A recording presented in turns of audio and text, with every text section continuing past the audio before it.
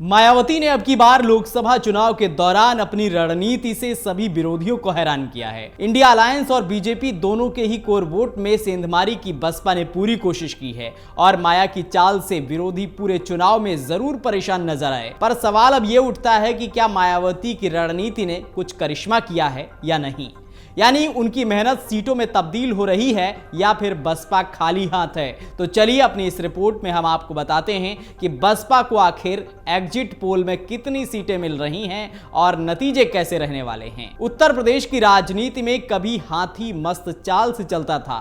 मायावती का core vote bank दलित voter उनके साथ था। मायावती जिधर हो लें सत्ता उधर हो जाया करती थी। लेकिन अब यूपी में मायावती की बहुजन समाज पार्टी अस्तित्व बचाने की जद्दोजहद करती हुई दिख रही है। लोकसभा चुनावों का 7वें चरण का मतदान होने के बाद आए एग्जिट पोल सबसे निराशाजनक नतीजे मायावती की बहुजन समाज पार्टी के लिए लेकर आए हैं। लोकसभा चुनाव के 7वें चरण की वोटिंग के बाद मीडिया ने एग्जिट पोल के नतीजे जारी कर दिए हैं। लोकसभा चुनाव 2024 में सभी की नजरें लोकसभा सीटों के लिहाज से देश के सबसे बड़े राज्य उत्तर प्रदेश पर टिकी हुई हैं। उत्तर प्रदेश में देश की सबसे ज्यादा 80 लोकसभा सीटें हैं। अलग अलग एजेंसियों के एग्जिट पोल के नतीजे बदले हुए हैं। हालांकि सभी एग्जिट पोल में एनडीए गठबंधन की सरकार पूर्ण बहुमत से बनती हुई नजर आ रही है। इंडिया टुडे एक्सेस माई इंडिया के सर्वे के अनुसार देश में एनडीए गठबंधन की 361 से 401 सीटें मिलती हुई नजर आ रही हैं, जबकि इंडी गठबंधन को 131 से 166 सीटें और अन्य को 8 से 20 सीटें मिल रही हैं।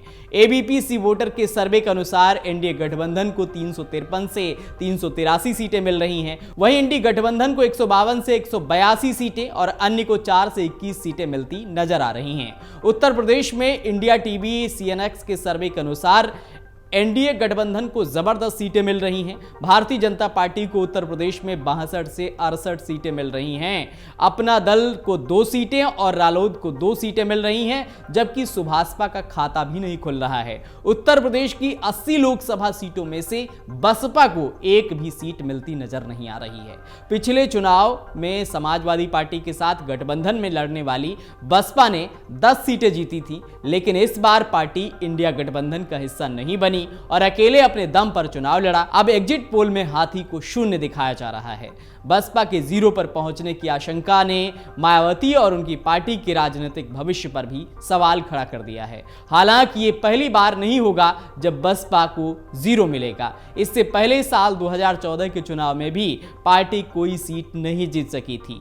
अपनी राजनीतिक जमीन क्या मायावती गंवा रही हैं? ये एक बड़ा सवाल अब उठने लगा है। लोकसभा चुनाव में 0 पर सिमटती दिख रही बसपा के बाद ये सवाल उठ रहा है कि क्या मायावती की पकड़ अब दलित वोटों पर कमजोर होती जा रही है? क्या दलित वोट अब बिखर गया है? वहीं चुनावी सर्वेक्षण रिपोर्ट इस बात की तरफ इशारा कर रही हैं कि मायावती अपनी दलित राजनीति कहीं न कहीं खो रही हैं।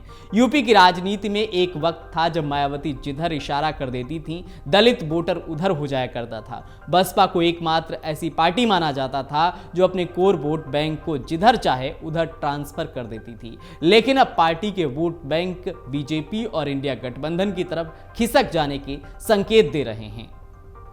2014 के लोकसभा चुनाव में बसपा अपना खाता नहीं खोल पाई थी। 10 साल बाद एक बार फिर बसपा की यही स्थिति बनती दिख रही है। साल 2019 के लोकसभा चुनाव में बसपा ने सपा के साथ मिलकर चुनाव लड़ा था। लोकसभा चुनाव में अखिलेश यादव ने मायावती के साथ चुनावी गठबंधन किया था। इसमें सपा को 5 और बसपा को 10 सीटें मिली थी। सपा ने 18 और बसपा ने 19.3% वोट हासिल किए थे।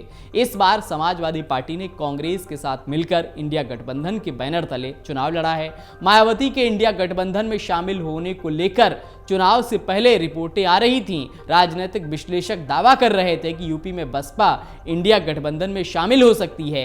कांग्रेस और बसपा नेताओं के बीच सीधी वार्ता की रिपोर्टें भी आईं, लेकिन अंत में मायावती ने अकेले चुनाव लड़ने का ऐलान कर दिया।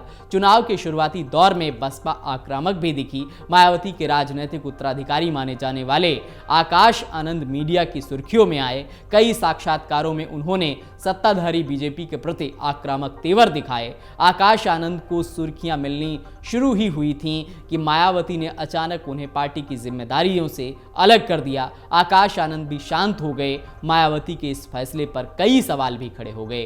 कहा जाने लगा कि पार्टी पूरे दमखम से चुनाव नहीं लड़ना चाहती है। अब ये मायावती की रणनीतिक भूल है या राजनीतिक दांव, ये तो आगे पता चलेगा, लेकिन फिलहाल बसपा एक बार फिर जीरो पर सिमटती हुई दिख रही है। पिछले चुनाव में भी पार्टी ने 19.3% वोट हासिल किए थे।